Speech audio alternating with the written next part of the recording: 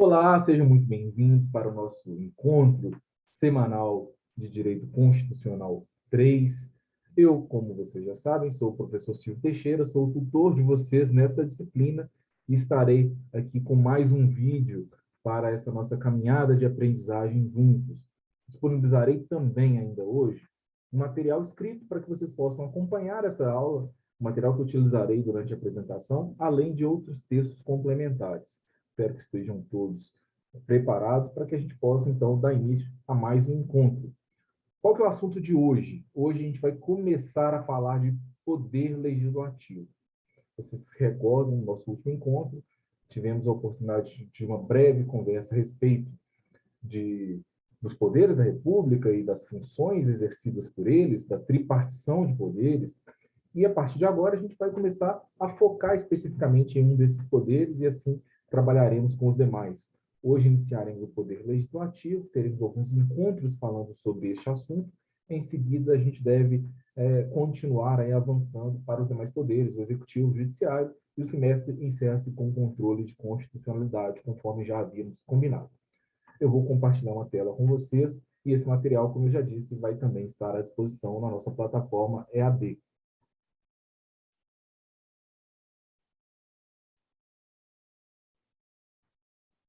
Turma, vamos lá então falar de poder legislativo, vamos entender como funciona esse poder, como já visto nos encontros anteriores, cuja função típica é de exercer a fiscalização, exercer também a atividade legislativa, mas, além disso, também vimos no encontro passado que ela exerce outras funções, funções atípicas. Mas o objetivo da conversa de hoje é tentar entender as nuances desse poder, como ele funciona, como ele é composto, os detalhes que envolvem o poder legislativo. E é claro que isso não vai ser suficiente nesse primeiro encontro, a gente vai ter outras partes desta conversa. Então, hoje é apenas uma pequena introdução para que a gente possa compreender, então, o poder legislativo sob uma ótica constitucional. O poder legislativo que está regulado na nossa Constituição, do artigo 44 ao artigo 58. E aí, ó, que bonito, na tela para vocês a imagem do nosso Congresso Nacional, esse prédio futurista aí, que foi desenhado pelo Oscar Niemeyer, com duas cúpulas e um prédio central aí bipartido, que tenta fazer, através de uma simbologia também, uma representação do que significa cada uma dessas duas casas aqui presentes, né? Para quem não conhece o Congresso Nacional, nós temos aqui essa cúpula voltada para baixo, que é onde está situada o Senado Federal, e essa cúpula voltada para cima, onde está situado a nossa Câmara dos Deputados. Bom, vamos lá. A gente vai trabalhar, então, com esse poder legislativo federal, que no Brasil assume uma opção pelo bicameralismo. Dentro do legislativo federal, porque a gente sabe, temos também legislativo estadual, legislativo municipal, aqui estamos tratando do legislativo federal. O legislativo federal no Brasil assumiu o bicameralismo, até como uma expressão da forma como está fincada ao federalismo brasileiro, onde temos, nesta nossa federação brasileira, uma valoração dos entes federados através da representação no Senado, que é paritária, que é igual para todos os entes federados, e uma representação do espírito republicano democrático, onde a vontade popular e aí a população é levada em consideração, tem sua representação assegurada na Câmara dos Deputados.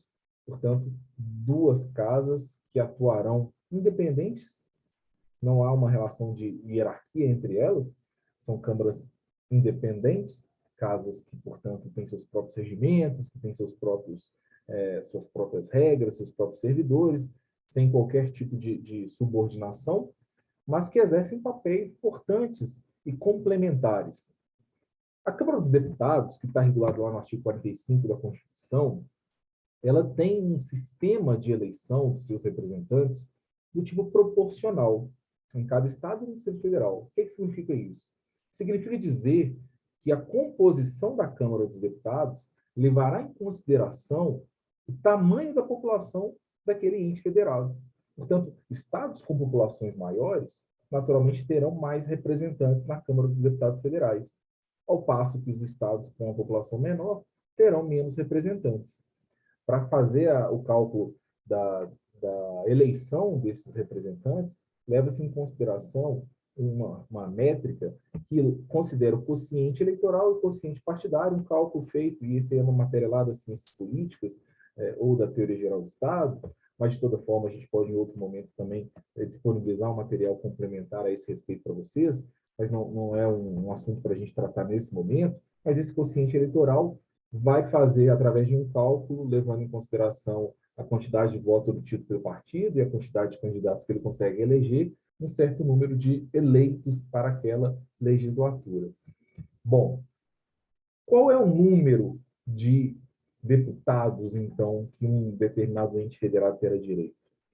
Antes da gente falar dos entes federados, é importante destacar os territórios federais. Territórios federais, aquela possibilidade criada pela Constituição de um ente que tem uma semelhança muito grande com uma autarquia, não é um estado, não é uma cidade, é uma secção administrativa que a União pode criar. Atualmente não temos territórios no Brasil, mas já tivemos no passado, né? Tivemos território, por exemplo, de Fernando de Noronha, que hoje está anexado ao estado de Pernambuco. Mas, de toda forma, se existir territórios, a Constituição determina que o território tenha direito a 4 deputados federais. Portanto, se eventualmente no futuro viermos a ter territórios, 4 deputados federais estão garantidos para esse território. É o mínimo e o máximo, na verdade, né? Porque o território só tem 4 mesmo. Agora, entre os entes federados, os estados, nós teremos uma variação, de novo, de acordo com sua população, variando de 8, que é o mínimo, até 70.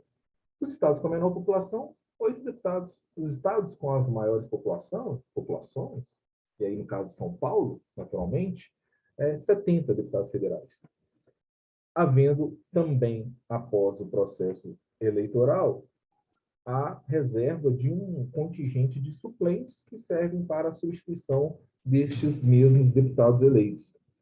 Eu coloquei aqui para vocês uma representação aqui numérica dessa distribuição dos deputados federais dentro do nosso território, levando em consideração, de novo, esse cálculo proporcional à população dos estados, e a gente consegue perceber claramente que os estados com a menor população, como é o caso do Acre, como é o caso de Rondônia, de Roraima, do Rio Grande do Norte, do Tocantins, do Sergipe, terão apenas 8 representantes na Câmara dos Deputados, 8 deputados federais.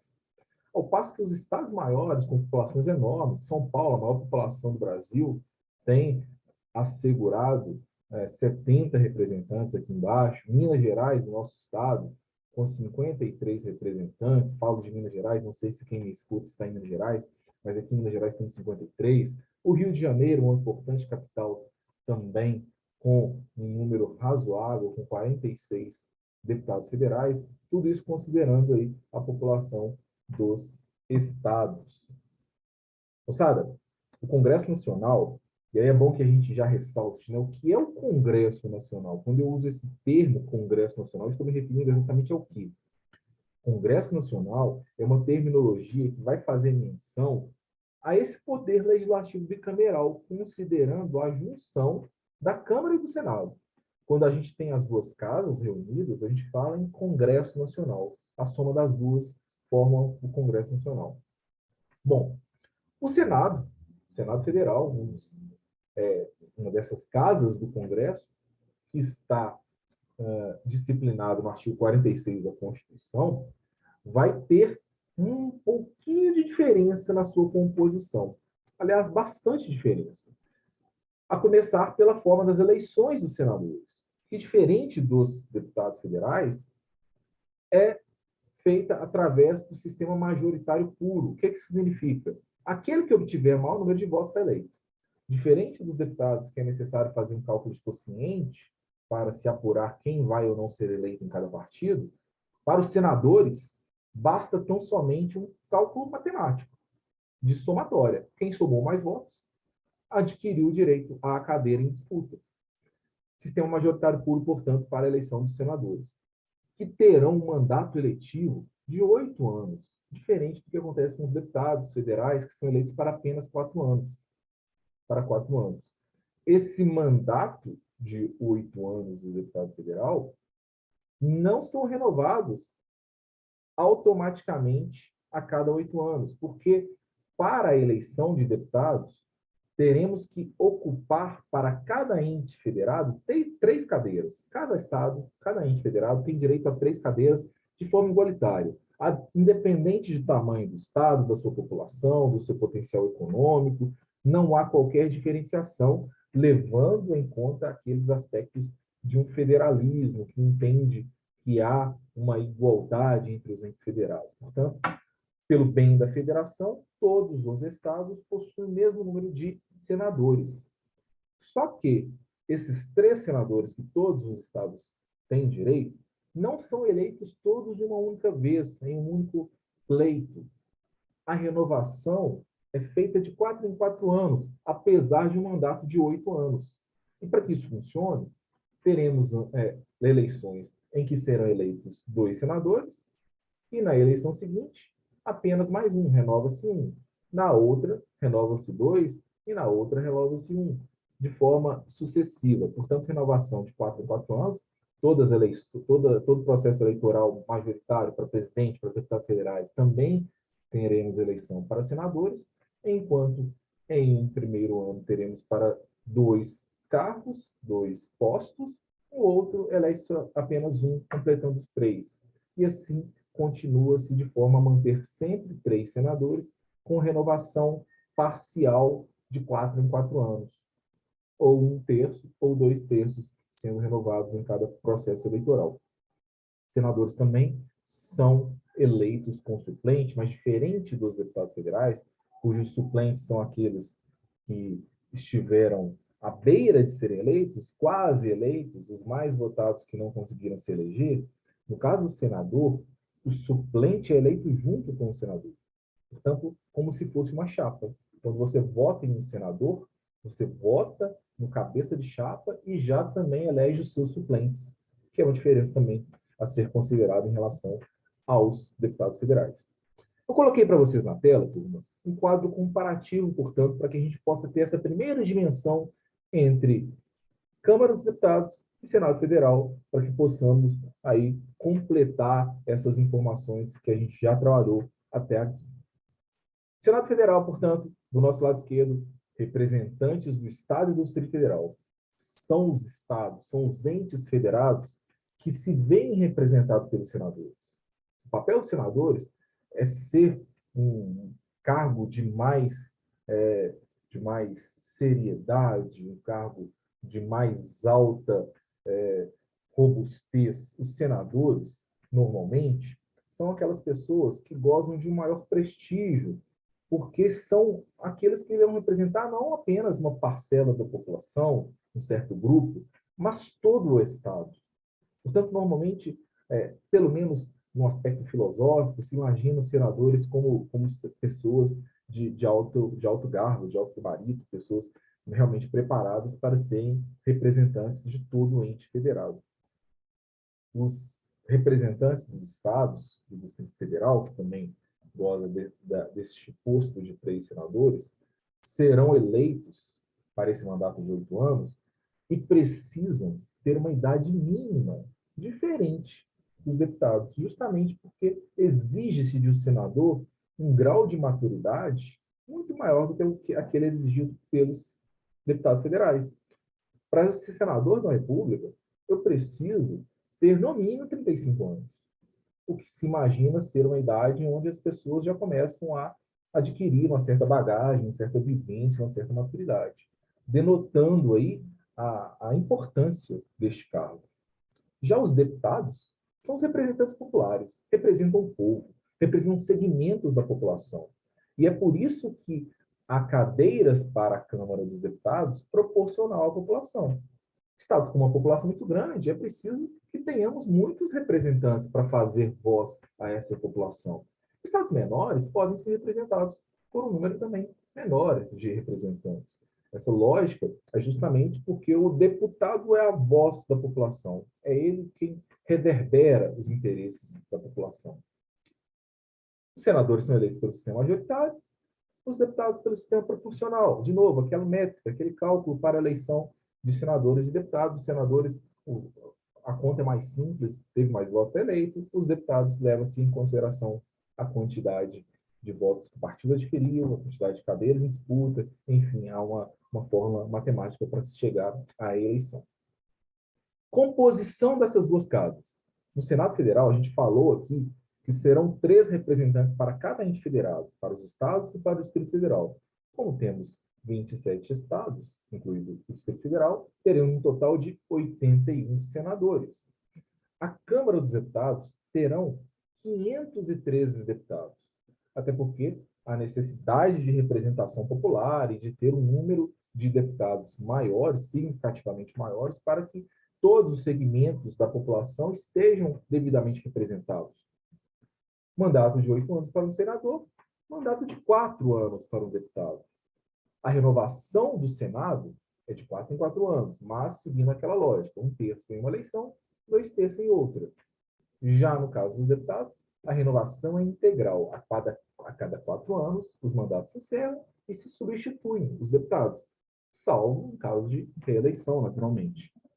A idade mínima, como eu havia dito, para o senador, mostrando essa necessidade de uma maior maturidade, 35 anos. Para o deputado federal, é possível, com bem menos idade, se eleger à Câmara dos Deputados. A idade mínima é de apenas 21 anos.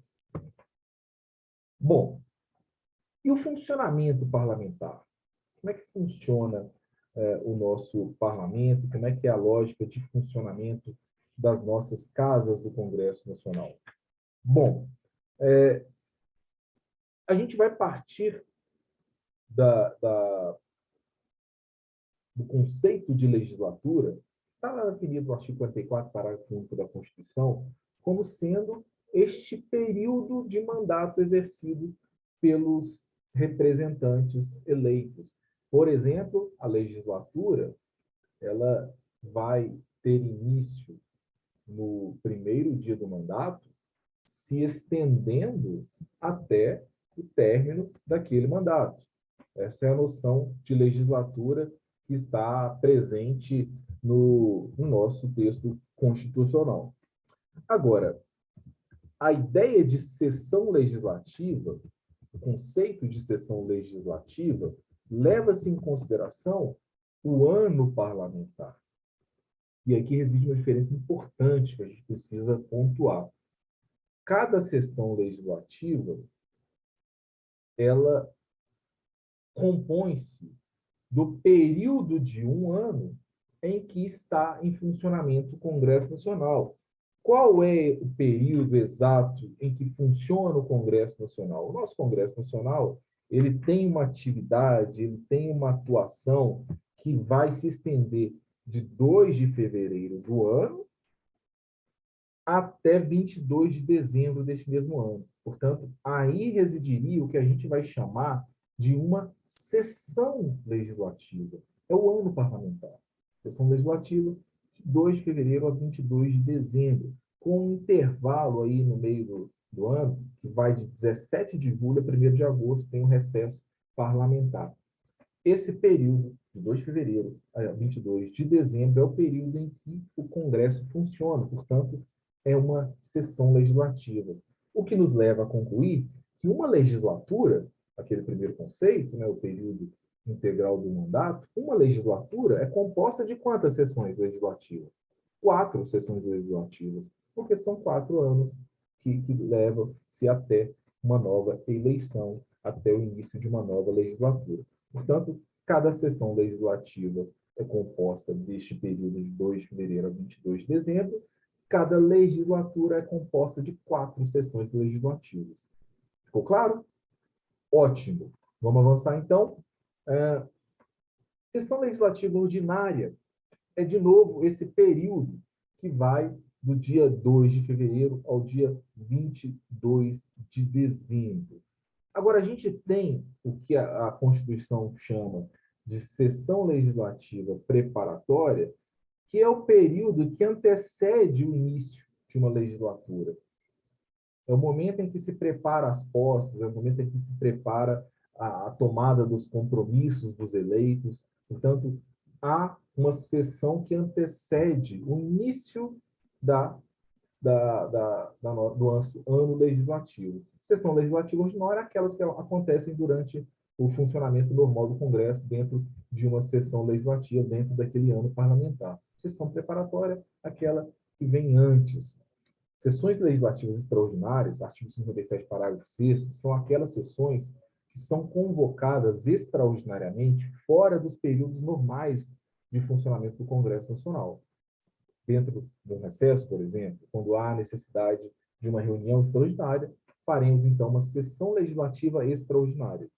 E a sessão unicameral, prevista no artigo 3º do ato das disposições constitucionais transitórias, é uma sessão em que estaremos em uma única Câmara reunindo senadores e deputados, diferente do que acontece em sessão bicameral, quando estes mesmos membros podem, inclusive, estar dentro do mesmo recinto, mas com votações distintas, votando os senadores separados dos deputados.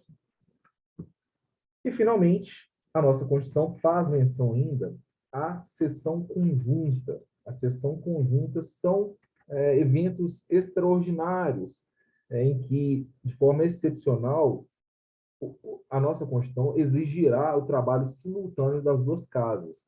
Na sessão conjunta, elas atuarão ao mesmo tempo, essas duas casas atuarão ao mesmo tempo, com deliberações separadas.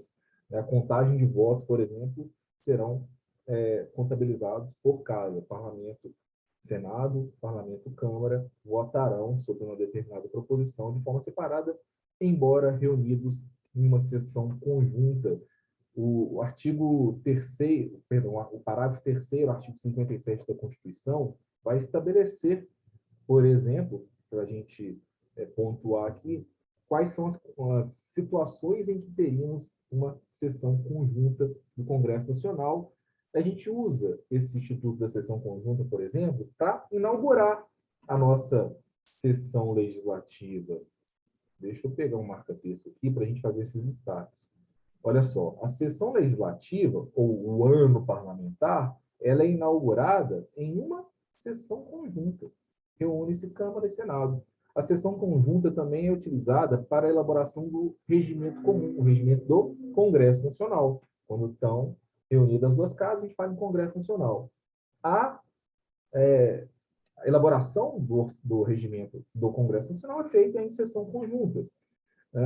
Para receber o compromisso do presidente e do vice-presidente da República quando eleitos, essas autoridades eleitas, presidente e vice-presidente, prestam compromisso ao Congresso Nacional em sessão conjunta. O que mais? Veto, conhecer de um veto de um presidente da República e deliberar sobre o veto, também em sessão conjunta. Portanto, existem ali, dentro do texto constitucional, as determinações dos momentos em que cada um desses tipos de sessão irá acontecer, fica como atividade de complemento de estudo para que vocês possam aí buscar no artigo 57 da Constituição uma leitura atenta em cada uma dessas possibilidades. Para a gente fazer aqui um mapa mental e resumir essa história toda, as sessões legislativas são as reuniões que podem ser ordinárias, aquelas que acontecem, de novo, de 2 de fevereiro a 22 de dezembro, podem ser extraordinárias, aquelas que acontecem fora do período normal, do período ordinário, e aquelas que podem ser conjunta, reunindo as duas casas, e a preparatória, a que antecede o início do ano parlamentar.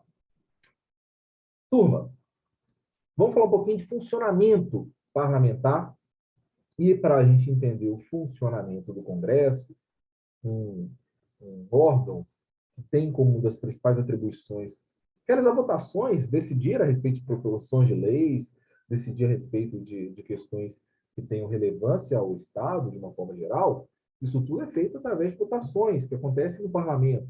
E essas votações são apuradas através de 3 tipos, de 3 formas de se identificar as proposições vencedoras, as maiorias obtidas. A depender do grau de importância daquele tipo de matéria, a gente vai ter a exigência de uma ou de outra maioria. A Constituição estabeleceu, portanto, 3 maiorias possíveis. a maioria absoluta, a maioria relativa e a nossa famosa maioria simples. Perdão, maioria absoluta, maioria relativa e maioria qualificada. Maioria relativa e maioria simples é a mesma coisa.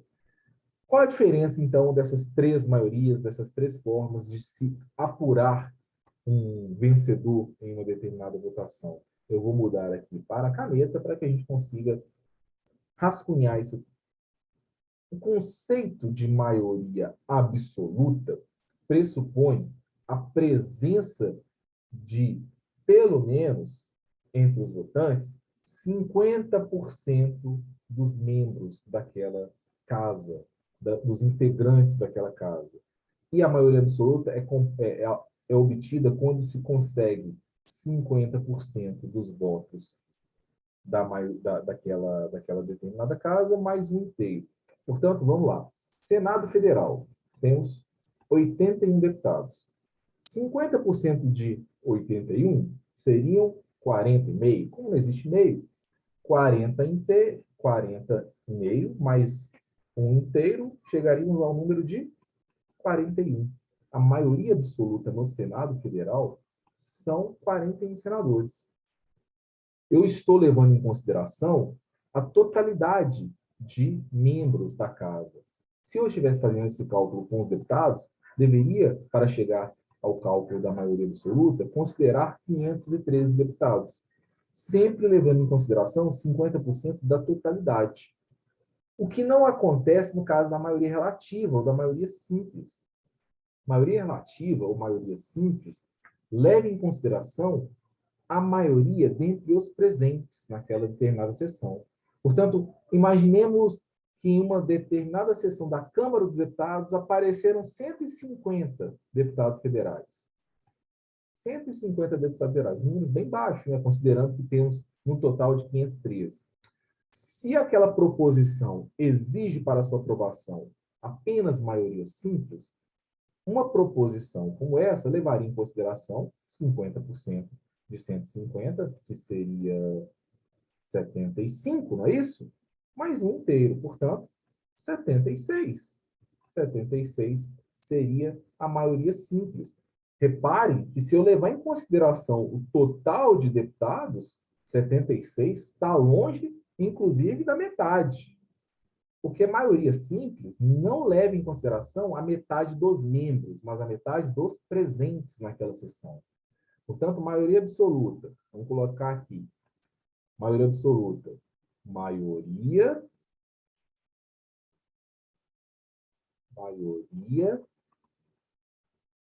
dos membros.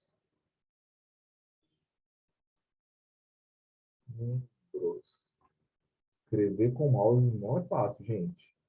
Maioria dos membros. Maioria simples, a maioria considerada é a maioria dos presentes. Presentes aonde? Naquela determinada sessão, naquele encontro, naquela reunião. Maioria dos presentes. Pronto. E a maioria qualificada? A maioria qualificada, ela é determinada pelo texto constitucional para algumas situações bem específicas, onde há necessidade de se apurar uma maioria com uma robustez maior, que dê uma certeza maior a respeito daquela decisão que exija, portanto, uma maioria de fato mais sólida, mais qualificada. E aí a gente vai ter como maioria qualificada duas possibilidades. Teremos assuntos que exigirão aprovação de 2/3 dos membros de uma determinada casa e outras maiorias qualificadas que levarão em consideração 3/5. Em ambos os casos, falaremos de maioria qualificada. Por exemplo, para aprovar uma PEC, um projeto de emenda à Constituição, precisamos de uma maioria qualificada de 3/5 dos membros que votam naquela determinada casa.